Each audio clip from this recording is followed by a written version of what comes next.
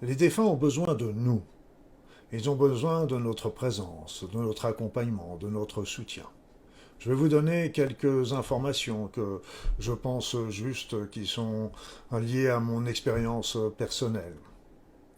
D'abord, il est important de veiller les morts, veiller, parce que cette veille des morts va permettre deux avantages. Du côté du défunt, déjà, lui va pouvoir prendre conscience de son décès, parce que il semblerait que ce ne soit pas toujours évident pour tous. D'un autre côté, eh bien, pour les accompagnants, pour les proches, pour la famille, eh bien, eux aussi vont pouvoir prendre conscience que la personne est partie, elle est décédée. Et donc, cette veillée va leur permettre de pouvoir accepter ce départ et l'intégrer dans leurs pensées.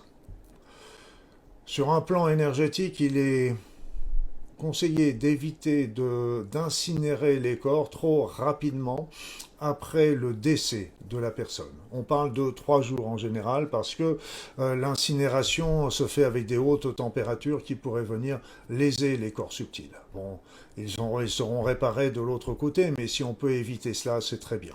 Mais il y a deux cas de figure. Il y a le cas de figure où le décès est programmé, comme à la suite d'une grande maladie ou d'une vieillesse. Donc, quelque part, les enveloppes subtiles de la personne vont commencer à se détacher avant son décès, et donc ce sera beaucoup plus rapide. Le délai des 3 jours pourrait être raccourci sans problème.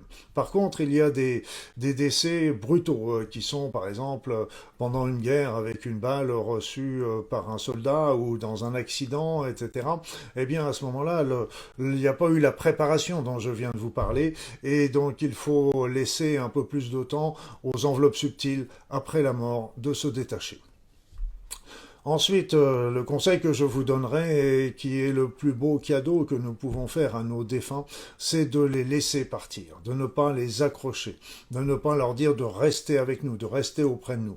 Mais le plus beau cadeau d'amour, c'est de leur dire, bah maintenant tu es parti, tu as ta vie à continuer de l'autre côté, donc de les laisser partir. Inversement, la plupart des défunts nous diront, s'ils pouvaient nous exprimer leurs sentiments directement, ils nous diraient continuer ta vie, de continuer sa vie sans eux, parce que nous avons encore notre vie à réaliser sur cette terre et que tout n'est pas terminé avec la mort de notre défunt proche.